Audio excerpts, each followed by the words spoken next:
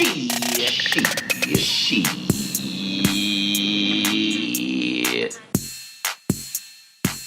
right, are we ready? Yes. Maya? Okay. I'm here. In 5, 4, 3, 2. Look at you. You made it to another episode of We Did That Shit podcast, where we talk about who did some shit, what we learned from shit, and how we got through some shit. I'm Maya. And I'm Bibbi. Podcast family, we appreciate you, and we hope your week was the shit. If this is your first time tuning in, welcome. If you enjoy our company, please subscribe to the show on your favorite podcast platform. We're on iTunes, Google Play, YouTube, Spotify, and Anchor. You can also follow us on social media. We're on Facebook, Instagram, and Twitter at We Did That Shit. Hey, Maya. Hey, girl. What's up? Hey. Hey. I got to get my energy up. My energy is low today. You worked out? Yes. Go ahead, girl. I worked my way up here to set up this podcast. I'm tired of working out, though. I just feel like if I do an exercise, I should lose 5 pounds. That's why I can't wrap my head around the whole workout thing. Yeah, that's how I feel, and that's how I'm feeling. But, I keep saying you do feel better. So stop focusing on just losing weight. And then last night we had a Zoom call because, I'm in a challenge. Mm-hmm. And we have these different calls every other week. And they're about different things. It could be about nutrition or about pelvic health for women. And last night we had one that was all about positivity and rewarding yourself for the small changes that you see, not beating yourself up with negativity. And he talked about, negativity in general, not just with exercising, but it really made me think, like, I am very negative when it comes down to the exercise thing or the weight loss thing. And, his little talk was like, celebrate, because at least you getting out there and you're doing something. You ain't breathing heavy when you walk up steps. Shit, you could bring all your groceries in there, even though I could do that no matter what, because I'm a one-hitter quitter with the groceries. But now, I'm not breathing like, oh my God, I got to hurry up and put the stuff on the counter. So you got to celebrate those little small things. And like when you do, the positive mindset really does help. Mm-hmm. So how you doing on your challenge? I got 6 more weeks to go. Yeah. And I say that to say the first 6 weeks, they wasn't so hot. I mean, I should have never signed up for the challenge knowing that it was my birthday. Right. Then I had a birthday party. Then it was like a bunch of out to eat and a bunch of cake. And the first 6 weeks didn't go so good, but I got 6 more weeks to go. So we'll see what happens. That's what's up. I am I'm like a baby steps to the elevator kind of person. Like I need a series of 2-week challenges because anything beyond 2 weeks, it doesn't keep me motivated. I need small rewards along the way, or like whether I win or lose, even though I don't like losing. But you know what I mean? Like I can't do 6 weeks, 8 weeks, 12 weeks. That's a long time, because I'll be there 9 weeks in, talking about, well, I got 3 weeks left. Right. I just eat 1,000 calories a day for the last 3 weeks, and then at the end of the 12 weeks, I ain't lost a pound. Yeah, I can't do that. On my 600-pound life, the girl lost 93 pounds in a month from eating a 1,200 calorie diet. Now, granted, she was almost 700 pounds. Right. So she had, of course, she lost weight kind of more quick, but I'm thinking about doing that. I'm telling you, nothing makes you want to work out like watching my 600-pound life. Mm-hmm. And like no shade or nothing, because I just like hoarding. To me, people really do find protection and satisfaction and security in food, and they overeat. And Dr. Now don't be trying to hear your excuses at all. But when I be seeing that, I be like, let me put this ice cream down and go in the basement. Yeah, do something. Do a step up or something. Yeah, I mean, it does it can motivate you. Other than that, how was your week? You know what? My week was great. Good. I had a great week, and I'm telling you what a difference a day makes. And I just want to put it out there that, we talked about self-care on the podcast, and I really do believe it's very important. And I've really been stressed out at my job. And it just seemed like when I came home, I would try to get my mind right, try to have a better attitude for the next day.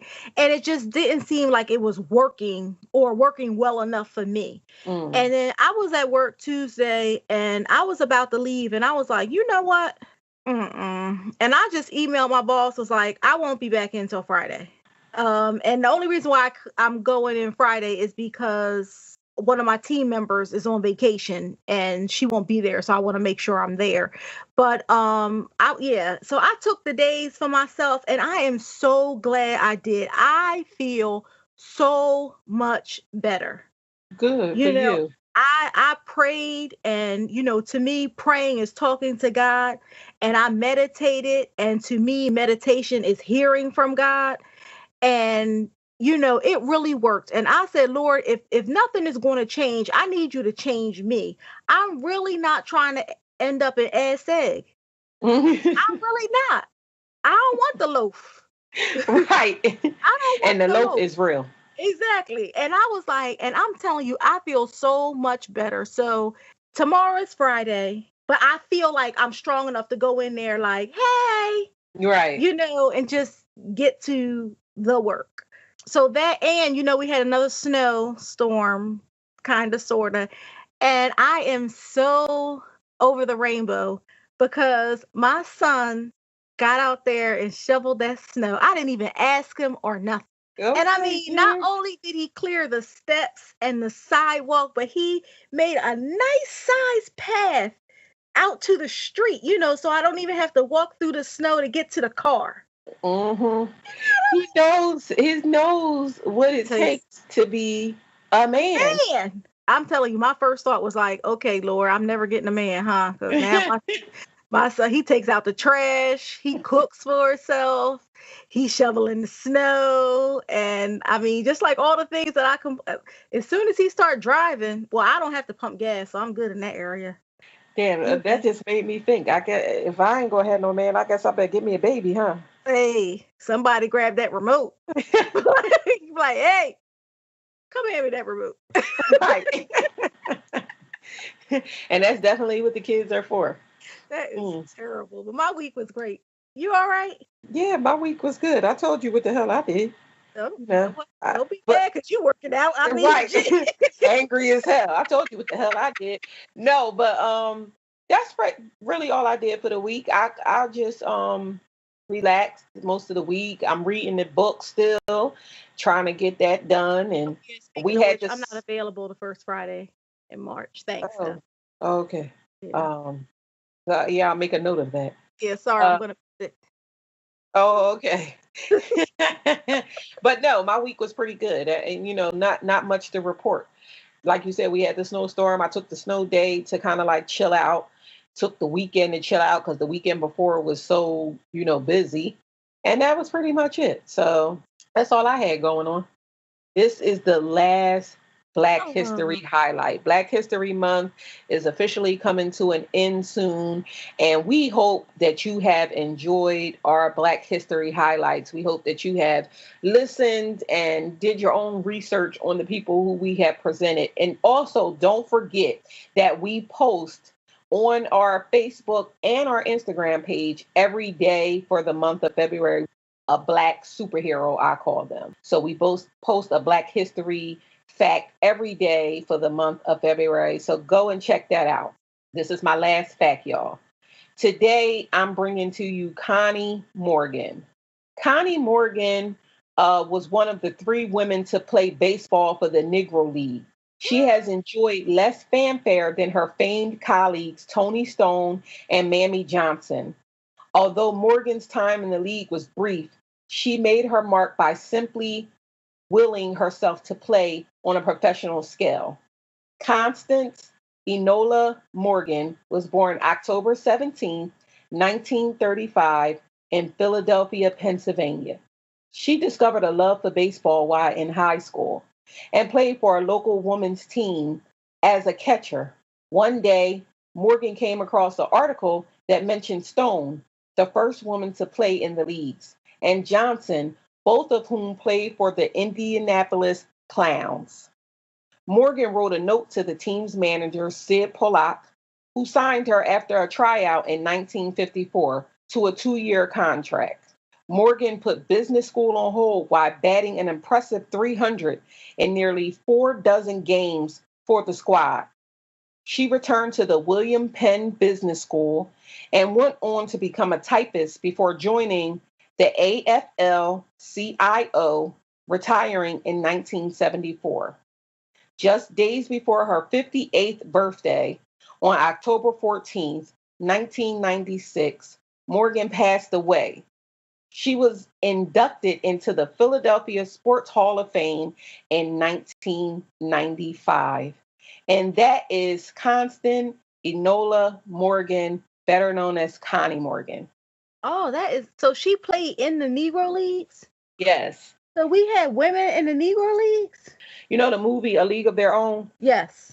Okay, so remember in the movie In a League of Their Own, it was all about how the men went to war and then the women basically had to Right. take over and they became the women's team. Okay. And if you remember in the movie, it was a little part in the movie where a black woman, like they threw out a ball and then a black woman threw it back to her. Mhm. And they were like, oh my goodness, what an arm. And she looked like, yeah, we can play too. Because they weren't given the chances like the white woman were given. But Connie and her counterparts were just some of the women that played in the league. And it probably was that same, kind of instance that the men went off and then they got their chance to play. Right. We had natural talents too. I mean, Yeah, I mean, oh it my is what gosh, it is. look at the arm. Okay. Right. Anywho, okay. Dominating everything. All right. So who did some shit this week? This crazy ass world in 2019 is always something going on. I wanted to talk about because I really feel like this story is not getting the attention that it needs to get. I Mhm. wanted to talk about the 40-year-old football mom who was found dead, Tamla Hartsford. Right. That happened in Georgia back in November 2018. So she was at an adult sleepover, they called it, where there were 7 women and 3 men, and she was one of them. Now, all these other women and men that were at this adult sleepover were white, and Tamla was black. Mhm. And at the end of this sleepover, they found her dead. Now, was this an NFL football team No, or this was a little league football team. a So, little league football team? right, this was a little league football Okay. team. So this She is has first degree murder.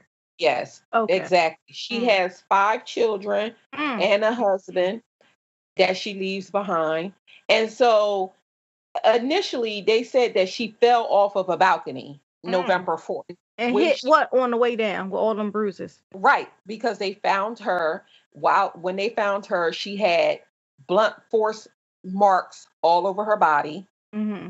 They also said that she had a cut on her wrist. And the people at the party were saying that they didn't know if she had, it was a self-inflicted wound. No, it wasn't a self-inflicted wound at all. They said that when they found her, like I said, she had multiple blunt force injuries. She had alcohol poisoning. They said she was drinking. Most of the party goers had gone on to bed and that she was on the deck alone. It also is important to note that the boyfriend of the homeowner where she was at also worked for the courts and was fired because he was tampering with the evidence, trying to find out what they had on them, basically. Probably stole incriminating stuff. Right. And I want to say this, and this is the reason why I really wanted to bring this to the podcast attention. Like I said, for one, I don't think that this story is just getting the coverage that it needs. This should be a national story. Everyone should be talking about this story. And it should be investigated as murder. Well, it's not. It should be. Just Well, like the they girl in have Chicago closed, that they found in a freezer or something. Like she took herself there because she was drunk. Yeah, right. They have since closed the case. of It came out course. on February 20th that they closed the case, and they said that it was no foul play. Her Mm. family is saying What you no, mean exactly? there was foul play. My thing is this: if the woman had fell off of the balcony and then she had a one, bruise to the head because she fell, or one bruise to the body because she hit a table before she fell, that would be different. But multiple blunt force injuries and alcohol poisoning, And her wrist was cut.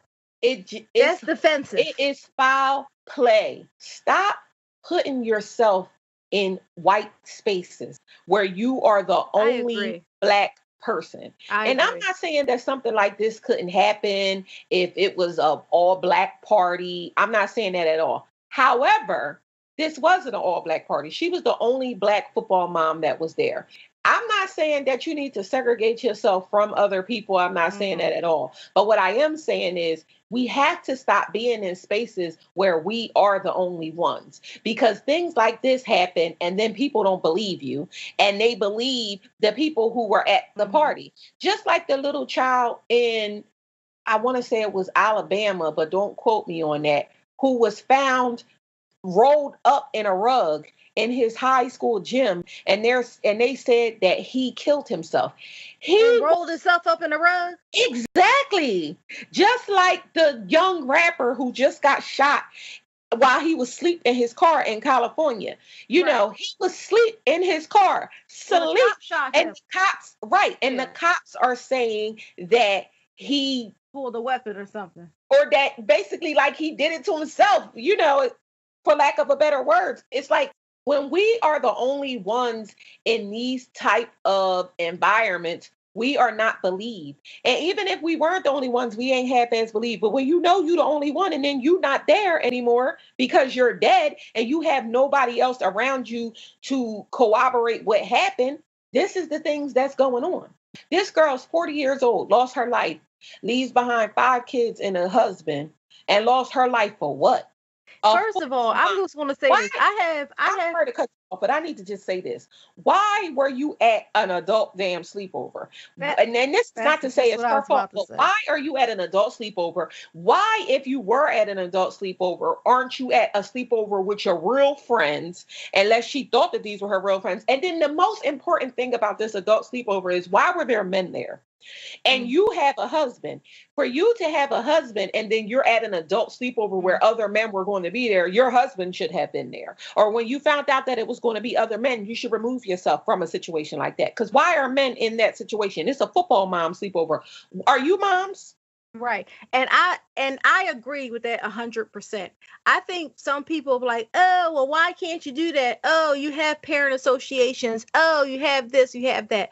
I am a parent. I have two children. Well, I have two adults, but both of my children went to private school. So they had friends and school of, how your classmate invites you to the birthday party and things like that. So they didn't go to the neighborhood school. They went to private school.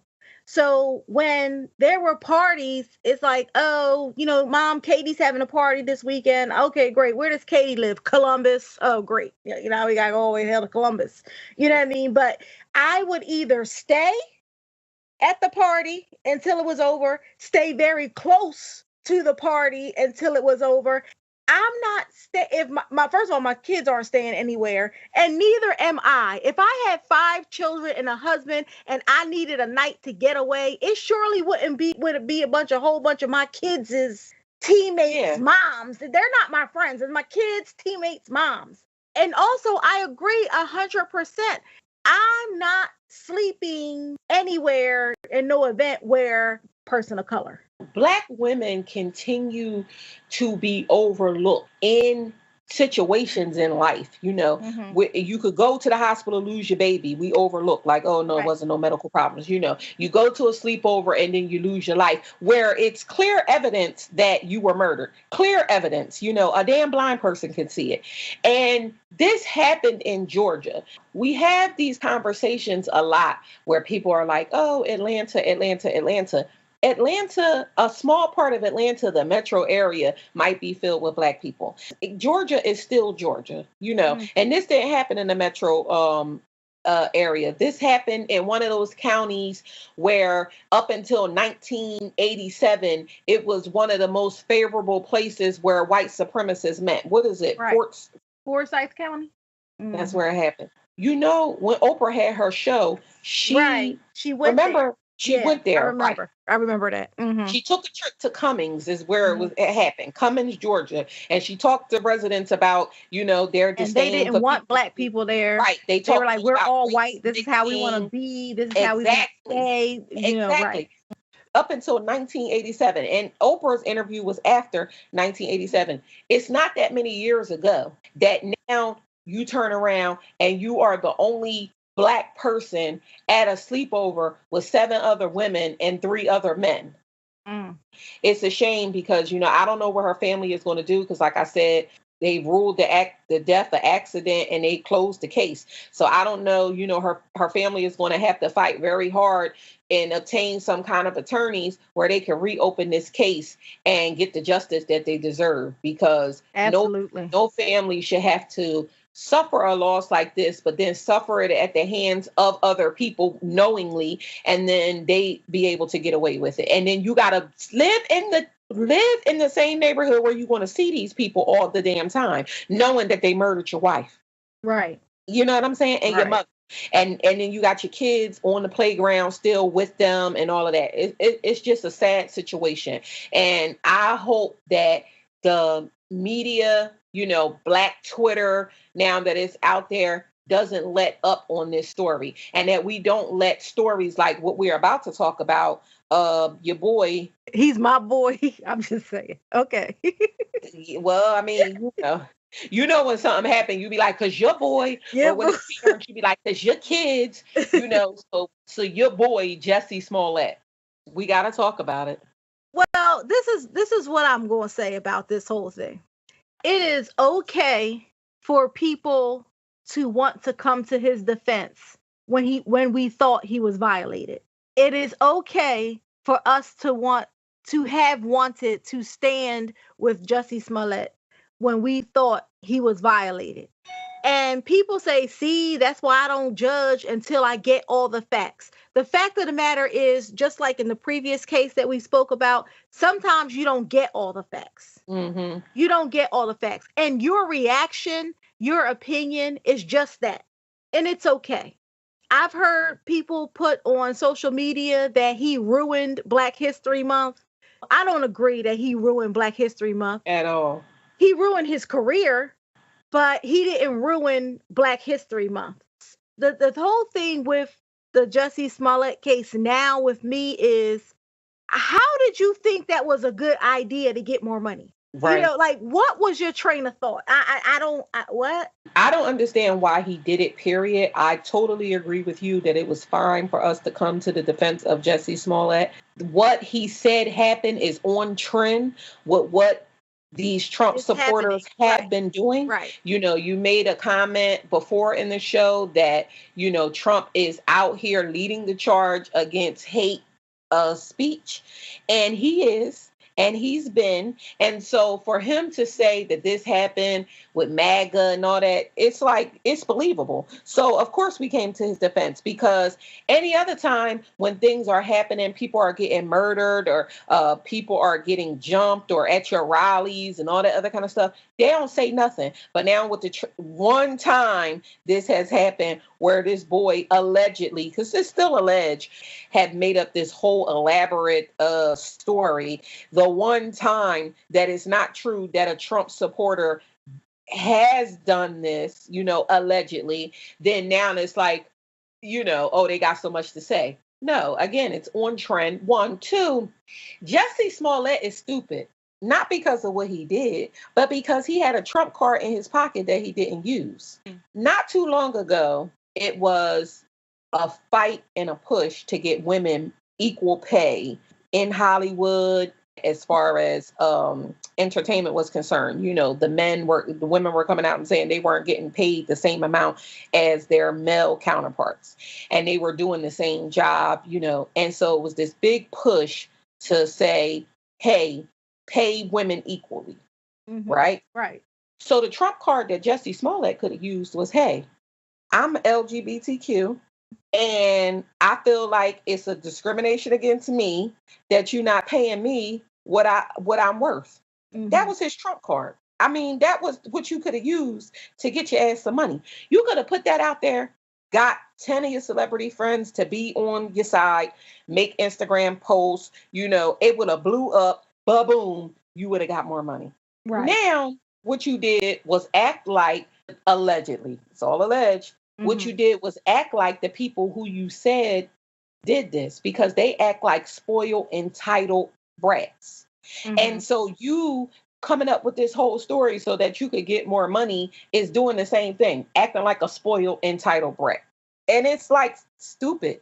It makes no sense, It is. I really want to know. I'm sorry to cut you off, but because he's from a family that's in the business. Like his family is in the business, and that's why I don't. He was a kid. Since they were children, and I just thought that's why I'm having trouble trying to understand the mindset. They've been in the game for a long time. And I'm sure whoever manages them, they've had experiences and things like that. Like, did he come up with this on his own? Like, he definitely came up how on did this he think this was a good idea? I just don't, like, with the experiences that he has had and the experience that I'm sure he's witnessed with family members, how did he think this was a good idea? And that was what I was going to say before you chimed in. At least if you're going to come up with something, it's enough shows on TV. They got a whole channel. ID channel is, you could watch Lock Up, you could watch the ID channel, you could watch you could watch Lifetime. I mean, it's channels dedicated to showing you how to do a crime. It's they tell you step by step. Right. This is what this person do. To be caught. So right, this is what this person did. So you take the opposite, because if you was going to come up with the plan, right? Let's just walk through it. If you was going to come up with a plan, first of all, you got the people that was on the set, right? That's a no. You get strangers. Right. Don't get people who I got pictures with Lee Daniels. Right. Secondly, you pay them with a check. What are you doing? That's a paper trail. You pay them with cash. You know what I'm saying? The strangers, not the people who other people know. I mean, I didn't thought about this. I have thought about an elaborate way that you could have got away with this other than what it was that you did. And so it's very unfortunate. I really want the rhetoric of he ruined Black History Month or he set people back. I really want that rhetoric to die down, because he did not, It's unfortunate that this happened, more so for him than other people, because let's not forget that hate crimes do exist. Homophobic crimes do exist. It's not off par with what really goes on. It's unfortunate because it'll be quick to say, don't believe that Black person. You know what I'm saying? That's the unfortunate part. However, let's not forget that these things are happening. And so we can still champion behind people when we hear things of this nature happening. And I wanted to say this. It's mighty funny to me that there is a 20-person detail from the Chicago PD that's on the Jussie Smollett. Okay. Another thing that I find not one murderer. Exactly. And they are murdering people in Chicago at an alarming rate. Exactly. And another thing that I find very interesting is that they have grand juried Jussie Smollett, right? So now you are charging him with a felony. When you have people out here that are doing all types of things to people, and they're not getting charged with felonies. Now, what he did was wrong, sure, but putting him in jail, you have murderers in the story that we just talked about in Georgia. You have 7 white women and 3 white men walking free, and they didn't get grand jury or charged with anything. And then you have Jussie Smollett making up a goofy story, and now he might be going to jail. Like, pay attention to that as well. Don't just pay attention to the fact that Jussie Smollett lied. He's an actor. He made up a dumbass. He's no writer. That's clear. You don't have a future in making movies. I don't know if you're going to have a future in being in them. Oh my goodness. And I'll say this last thing. It's funny to me because, like, you are a main character, right? It's not like you're unpopular. It's not like you have went to this network because you bring people to the show. People watch the show because of you. You are a major factor on the show. You could have took that to the networks and said, hey, I need more money or I'm out. You know what I'm saying? And I'm taking my audience, which is that champion for the LGBTQ people to be represented. You could have said, hey, I'm taking that audience with me. They probably would have gave you the more money. Right. Jussie Smollett, do better. And try your best. Try your best. Yeah. And we'll see you at the Collingswood Theater in this spring's version of The Wiz. Exactly. So who else is doing some shit? Oh, your boy, Steve Harvey. Steve damn Harvey. Talking about that's not what he meant to say. I'm going to just say this. This is what I'm going to say. Now, this is not Bibbi. This is Bible. Okay? The Bible says what you eat, what you put in your mouth does not defile you, because whatever you put in comes out. But what comes out of your mouth is what defiles the body, because those things that come out of your mouth, talking about your speech, comes from the heart. So if you're all passionate, you're going to stop giving me them faces. Because this is the Bible. If you're all passionate about what you're saying, you are telling the truth and how you really feel. And you said it and you meant to say it. And it's exactly what you would do. And then he's going to use the God excuse. Now, I can't stand people that do that. Talking about if I wasn't right, God wouldn't have me in this position. That's a lie too. Right. Because the Bible says the sun shines on the just as well as the unjust. So hey, everybody benefits from the blessing of sunshine. Steve Harvey has several seats. You said it, you meant it, and you've done it. Period. And that's that. And that's that. And that's that. But I'll say, and then I'm tongue-tied after that. I'm tongue-tied after that. And that ain't Bibbi, that's Bible. That's you right. said that. But, and another thing is this. You still don't got no integrity whether you meant it or not, because for a person that, if you had integrity, you wouldn't backtrack. If you said what you said and you meant what you said, not misspoke, but even if you misspoke, but you meant what you said, you wouldn't have to backtrack because you would already have the integrity not to have said it in the first place. So that's that. Because the person with integrity would have said, I feel you there. That would have stopped me in my tracks. I don't care how passionate the conversation was. Like, oh, you got a point there. I mean, we have going back and forth with something. But if you have a point, I'm like, oh, yeah, you're right about that. Steve Harvey is the kind of person who he cares about the backlash.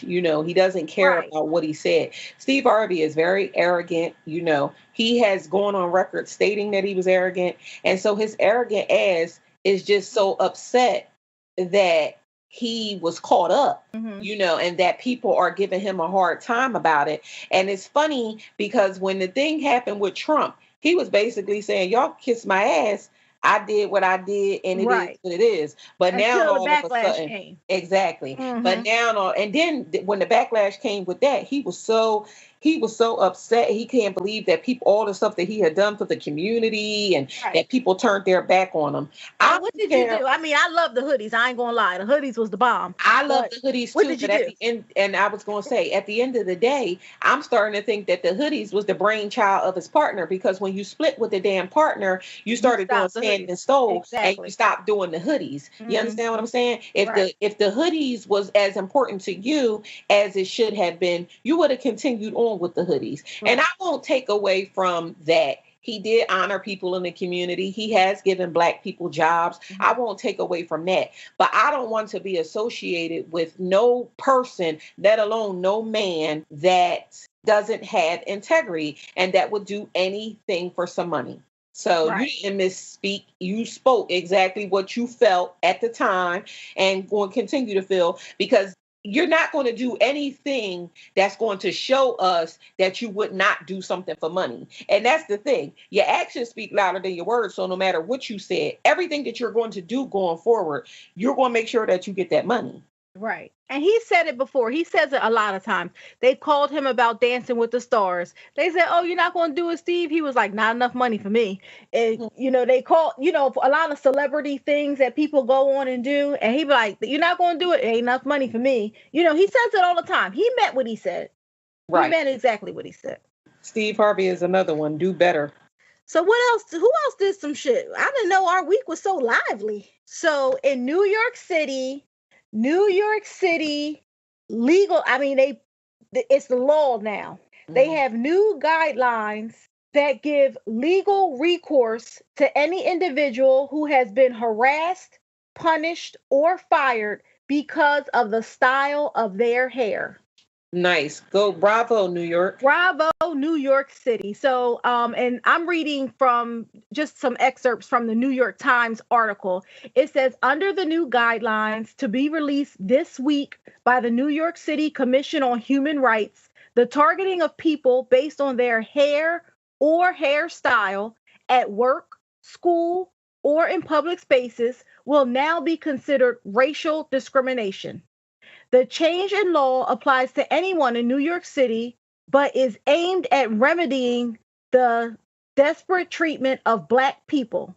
The guidelines specifically mention the right to New Yorkers to maintain their natural hair, treated or untreated hairstyles such as locks, cornrows, twists, braids, bantu knots, fades, afros, and or the right to keep their hair in an uncut or untrimmed state.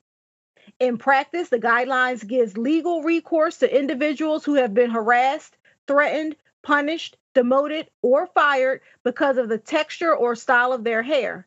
The city commission can levy penalties up to $250,000 on defendants that are found in violation of the guidelines, and there's no cap on damages. The commission can also force internal policy change and rehiring at offending institutions. Yeah, go ahead. Go ahead, New York. New York got something right.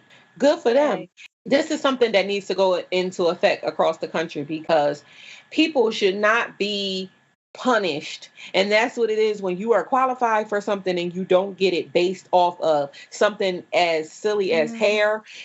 They shouldn't be punished because they choose to wear their hair in a natural state, or even if it's not in a natural state, in any state that you want it to be in. right. My hair is a Is my hair. reflection of who I am, but it doesn't make me qualified for Exactly. a job or unqualified for a job. Exactly. First of all, this issue takes place just about everywhere in the United States. And it's very discriminatory. It has been in the public for many years, well over 20 years. They talk about natural hair states. An African American's natural hair state is not the same as a Caucasian person's natural hair state, Right. period. So we should not be penalized or discriminated against for wearing our hair in a natural hair state. Mhm. Now, the really sad part about it is a lot of times it's us discriminating against us. So a person of color will get promoted to a certain level and interview another person of color and say, oh, they were, and they're saying they were all right, but they need to tidy up. They need to do their hair. They need to take, Mhm. So a lot of times it's us discriminating against us. So I am hopeful that this ban that New York City has instituted will start a larger conversation and lead to changes in other places so that we can have more diversity in corporate America. I think this is wonderful.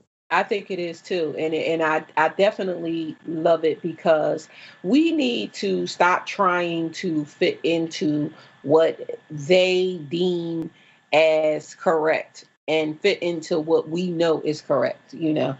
And and if we want to wear our hair in an afro and twist and bantu knots and whatever it is that dreadlocks, whatever it is that we want to wear our hair in, and we should be able to.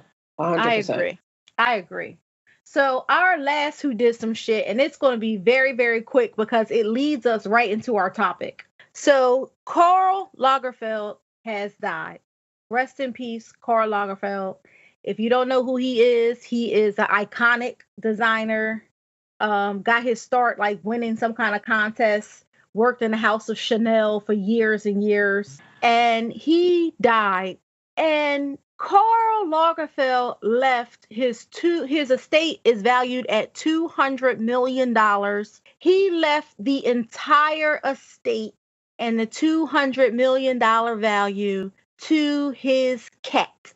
Mm, mm, mm. Alrighty then. To his damn cat. To his like Fluffy is paid. You hear me? And if I was his next of kin, I would be going to go and adopt Fluffy. Okay. Because here's the thing, he died, right? Aside from the money, he died. Where is Fluffy? We're Where is he going? Like somebody has to adopt him, right. Take or care of him. does he Right. go to a shelter, and then when he goes to said shelter, does the shelter now inherit the $200 million? Does it go into a trust, and then Fluffy got to be the one to go to the bank? Like, if I was his next of kin, I would be getting me a lawyer and finding this out, because I would adopt Fluffy. I don't like cats, but I would just make Fluffy the greatest thing since sliced bread, and me and Mhm. Fluffy will go on to just live our life. Because if Fluffy is as old as Karl Lagerfeld, he's might, who knows how many lives he has left. And Mhm. so, he needs love and affection and attention right now. He must have loved that. Now, is that love, or is that Or lunacy. I mean, what do we think that is? I would say it's both. But like people, and in my experience, more white people than black people, really, really, I know like people, period, love their pets. They love Yes. their pets. I would love a dog. My mom has loved a dog, her dog, and treated him like he was damn near like our brother. But she ain't leaving him 200 million damn dollars. Exactly. That's lunacy. That's lunacy. And that is what we're talking about this week. We are talking, is it love or is it lunacy? How long do you stay in these relationships? And I mean, what can these relationships endure? You tell me. Hmm. So, we just have 5 things that can happen in relationships, and people stay, people go, and people always have something to say whether they stay or go. Hmm. So, we want to know, is it love or is it lunacy? You ready for the first one, Maya? Yeah. Let's just get to the nitty gritty. The very first one is domestic violence. Is it love or is it lunacy? That's lunacy, 100%. When you stay in a situation where a person, because it steps to domestic violence, domestic violence usually doesn't start out with just a smack. It's not like, hey, how you doing? My name is Jim. Oh, my name is Maya. Let's get together. We go out, and then the first go out, you smack me. Domestic violence usually leads up. So you lure me in, you get my self-esteem high, only to break it down, and then once you break it down, then that's usually when the hitting starts. And if you break somebody's self-esteem down, that's emotional abuse, mental abuse, physical abuse usually Mhm. follows that. And so for you as a person, no matter who you are and no matter who that person is, to stay in a situation where a person is abusing you in any kind of way, that's lunacy. That's not love. Now, a I person agree. that's doing the domestic violence, they will have you to believe that they love you. Every time that they hit you, every time that they break your self-esteem down, they'll say, I'm doing this because I love you, or why are you making me do this? Because I love you so much. So they'll make you believe that it's love, and in your mind, you might think it's love, but it's because you're far gone. So it's lunacy. I agree. I mean, I do not condone domestic violence, and I do understand that people who are in domestic violence relationships usually grew up witnessing domestic, not always, but usually grew up witnessing domestic violence. And I know some people who all of their relationships, if it didn't involve some type of violence, that is like literally the way that they recognize or receive love. Hmm. But I will agree that it is lunacy, even if you are not able to get out. And I'm just saying, like, if people know people who are in these situations, you can't force the person out of the situation. And that happens to men and women. Hmm. And it's a shame because of the gender bias. Because if it happens to a man, they're calling him all kinds of punks And and, weekend. crazy, weak, and all this kind of stuff. And then if it happens to women, people are quick to say, you need to leave him, you need to leave him, but they do nothing to help console the fear. Right. And most of it is fear of the unknown, because they be like, well, who will take care of me? Who will do this? Who will do that? Hmm. And it really is a sad state of affairs. But I agree that it is lunacy. And I will say this: if ever a man hit me, ever, in any kind of relationship, first of all, let me just put it out there, I don't even argue. I have not had an argument in a relationship. I don't argue. Now, we can agree to disagree. You need to walk away. I'll walk away. We don't have to talk for a couple days, whatever. But I'm not yelling, screaming, going back and forth. And I don't do that. I don't Hmm. argue. But if a man ever hit me, when I tell you, and the Oscar goes to, because I am going crazy. You hear me? Right. I mean, it's drama to the 25th power, and I will not stop until you're getting jail time. I'm not playing. You ruined my whole life and everybody's life around me, because I had to ruin their life because of my drama, because you hit me. Oh Yeah. my gosh, you're going to jail. I'm sorry. Like the first time. I do believe in nipping things in the bud. No, I don't do that. Yeah. Yeah, I do believe that's lunacy. It is lunacy. For the people who are suffering domestic violence, there is help out there. Please get Domestic help. violence hotlines, Yes. there's places that you can go and get help. So what Get we help. got next? Incarceration. Now, there's a few things with incarceration. You could be together and the person gets incarcerated, male or female. It might even be for a little bit of time and they come home, or they could serve a lengthy sentence, 5 years or more. Or some people start relationships while the person is incarcerated and they never knew them before. That happens a lot. Is it love or is it lunacy? Uh, I'll say this.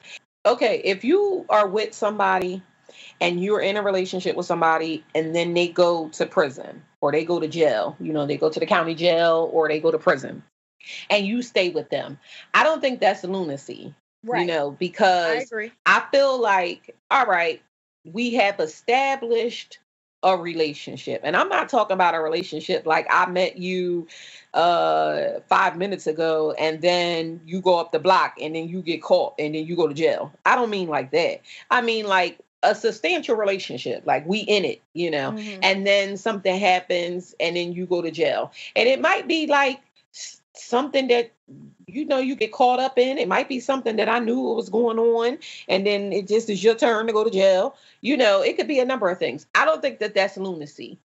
If I was with somebody and they got life, and I Hmm. stayed with them and didn't do anything, just like stayed with them, my life revolved around them. And then, living my regular life, but then my life revolved around them. I never seen nobody else. It was just them and that's it. A little part of that is lunacy. A little part.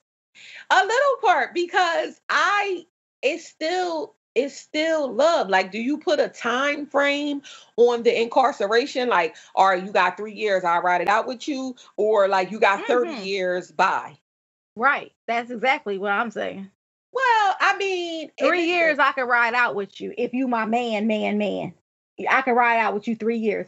30 years, okay, so if I love you. somebody was We your good friends. husband, listen, if somebody was your husband, I get a you was divorce. in love with him, Mm-hmm. y'all built a family together, and Mm-hmm. then something happened, and then he went to jail, and it's the love of your life, like you Mm-hmm. think this is my soulmate, this is it. And something happened and he went to jail, and then the judge gave him life. You would be like, all right then, boo. No, my all right then boo is like I'm riding out with you as friends. I'm Okay. writing I put a couple dollars on your books. I'll come see you, all of that. And it's not like I'll be like pursuing like I'm being stood up in these streets. So it's probably likely that I wouldn't find nobody else no way. But I'm just saying I wouldn't, if I met somebody else, I would pursue the relationship. I certainly would.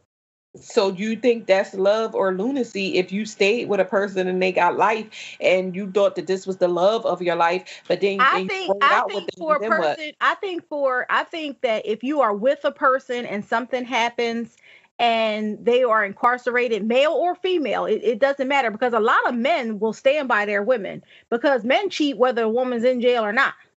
You know what I mean? So I think a lot of men they stand by the woman. They'll help her out, wait till she get out, be there when she get out, all of that. Okay. So it doesn't so if you're Think in a that? relationship, they do. If they're Okay. in a relationship and then something Oh, happens and a person gets incarcerated, and you stick by them or whatever, that's to me, that's love. You do whatever is best for you. That's love. But for these people who are finding love with somebody who's already incarcerated for life, and not to say that lifers don't need love too, because like I could be a pen pal or something, but I'm not falling in love and marrying somebody that I never knew before they was incarcerated. That's lunacy. yeah, I mean, they have a whole show, Love After Lockup, and I look at that every week and I'm like, You what in the hell is on your mind when you going through this? You they being know, stood up in these streets. but and I I'm was gonna spending say, seconds you away know what? myself. I was going to say people are lonely, They It's a are. difference between being alone and being lonely, and there's a lot of people that are just lonely. It's a lot of people that's in relationships that's lonely. But for the Mhm. people who aren't in relationships that are lonely, a little piece of something is better than nothing.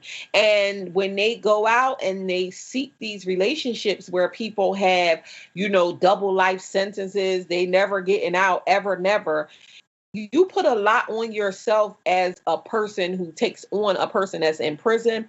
The phone calls every other day or every day, the visits every week, the one kiss that you might get in that visit, that takes away the loneliness that a lot of people are out here feeling, or so they think. And and so I don't know if I mean, it's kind of lunacy, it's kind of loony, but uh, Not, I mean, I dig what you're saying. I still think it's lunacy. I dig what you're saying, but my thing is like it's so expensive. it is. They be packing up for the weekend, renting a car to drive down there, bumming a ride from somebody, paying for gas. They dress up, but you can't dress up. Then they want to get them money on their books and buying them Phone snacks and calls and paying for phone calls and paying MP3 for stamps. players. And yeah, I It's mean, man, emails. Now they got emails. You got to pay for yeah, that. It and is very costly to it's be with very someone costly. that is in prison, and it's very taxing on a person. So, but again, loneliness can make you do some shit. Yeah, well, that leads me to the third thing. Okay.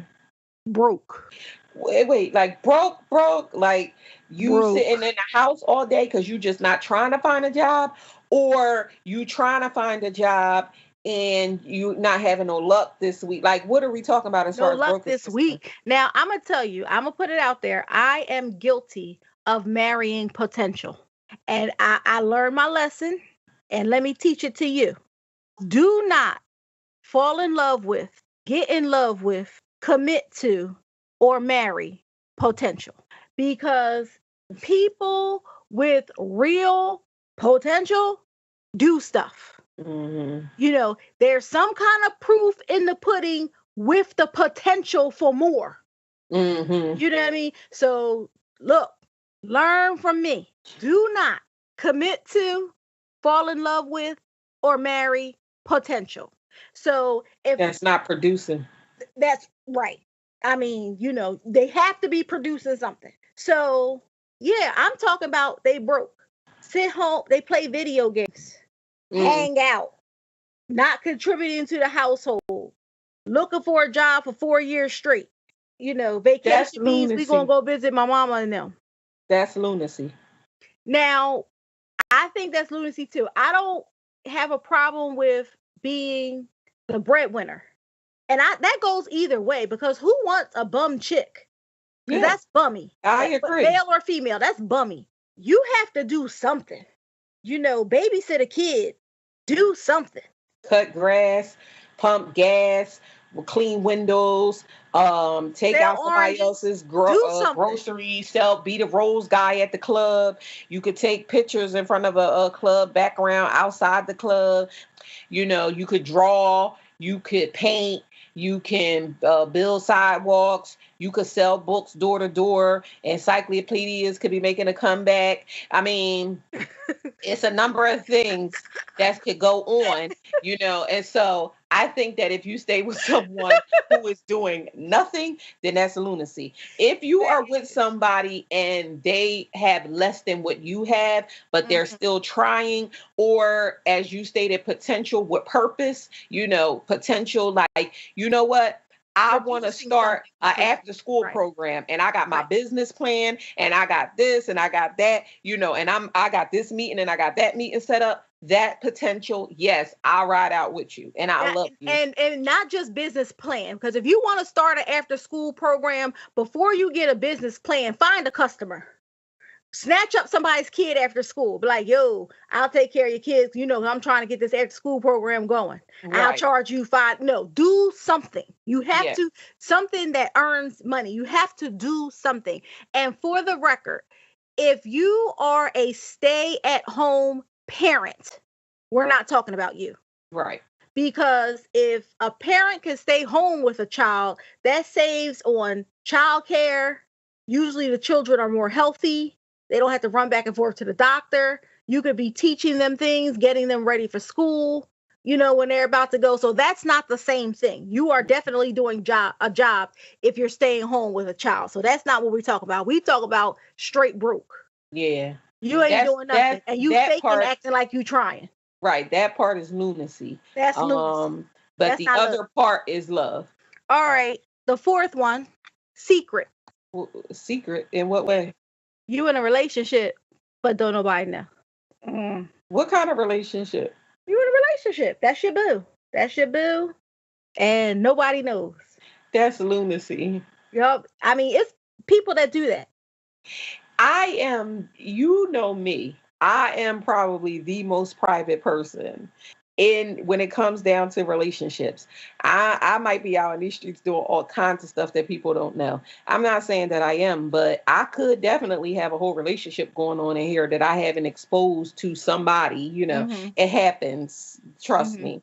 But it can't be a secret like you just don't know I'm in a relationship. You just ain't met who I'm in a relationship with. You know, we don't come to gatherings together, but like, you know what I'm saying? You've Mm-hmm. heard them in the background.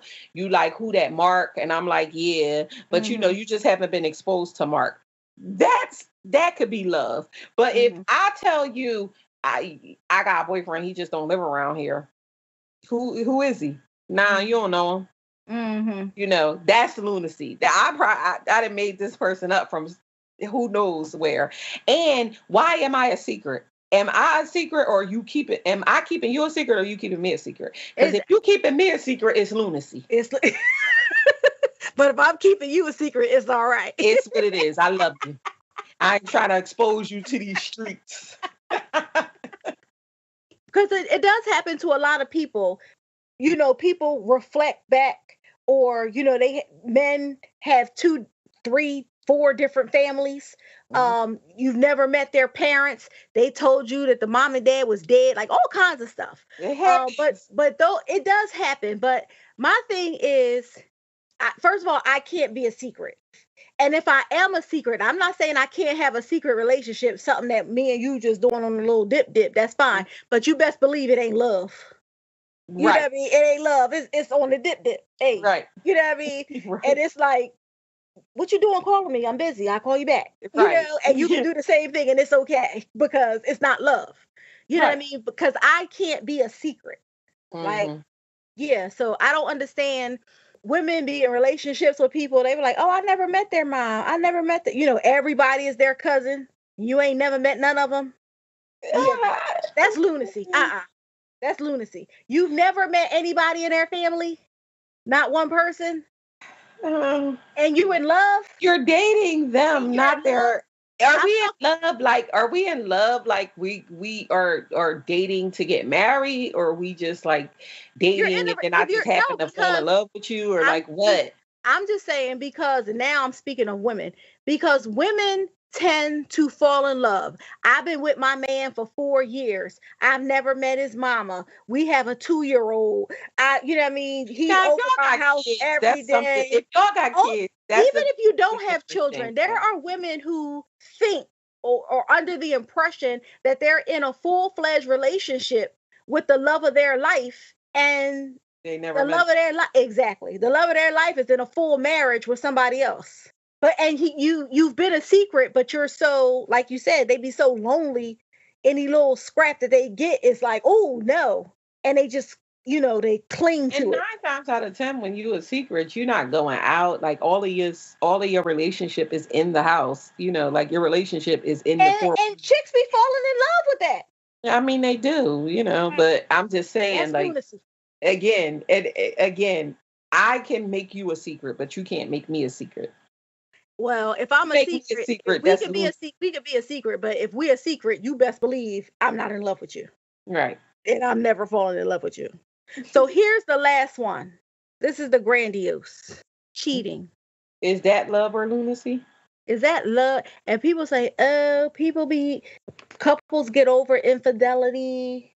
People get over it. Do they? I think once a person has cheated on a person, I think that trust is something that can never be earned back in a relationship. I'm not saying that the relationships don't get back together, that they don't stay together or anything like that. I just think that the trust is forever broken. Forever. I know for me it is. Like I can never trust you again, ever. But would you stay with somebody that cheated? I haven't. Okay. I have stayed with somebody that cheated. Somebody stayed with me and I cheated.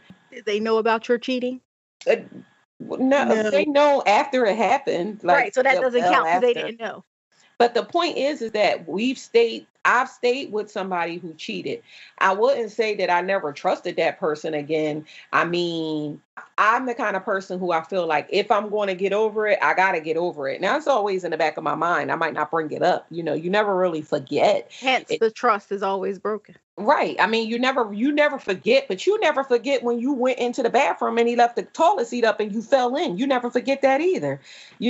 Every time you go in the bathroom, you thinking about it. Like, I can't believe that Best left that seat up and I almost fell in there and broke my damn neck. I mean, something like that you can never forget either. I can't stay with a cheater if you brought me like a STD or if you had a baby. That's right. I think that's lunacy. When you bring your newborn to my house and you like this Margaret, and I'm like, oh, Margaret, hey, come on in. No judgment to people that do it because people stay for different reasons, but I couldn't do that.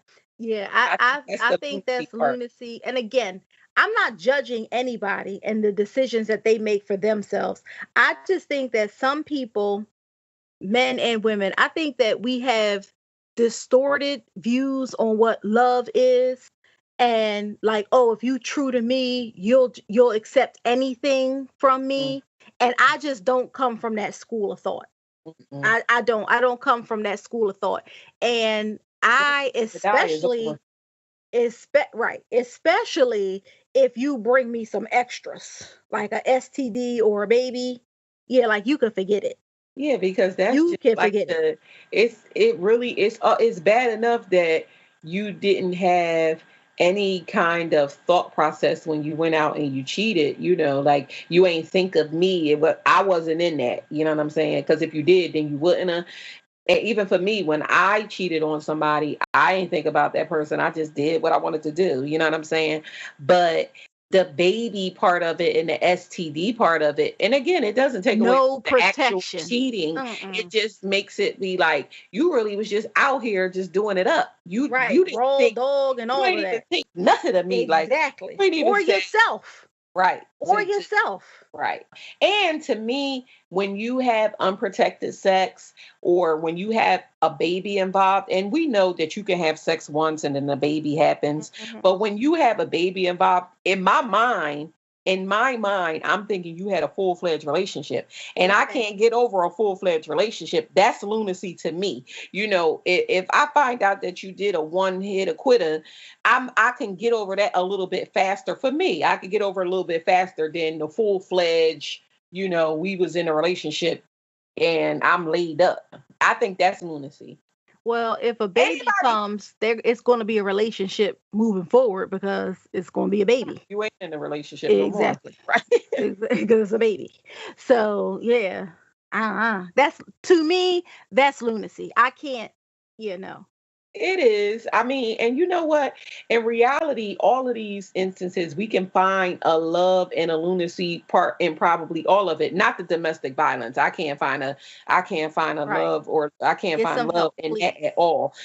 But in most of the instances that we talked about, we could probably find a love or a lunacy part in it, and it really just depends on the people. But in the what we brought up, it's a lot of love and lunacy going on in there, huh?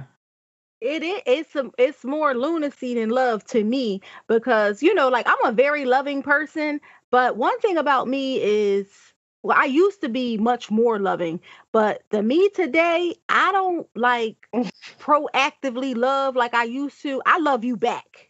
You know what I Hmm. mean? So I see what kind of love you giving me, and I love you back. I just, one up you a little bit because I'm loving.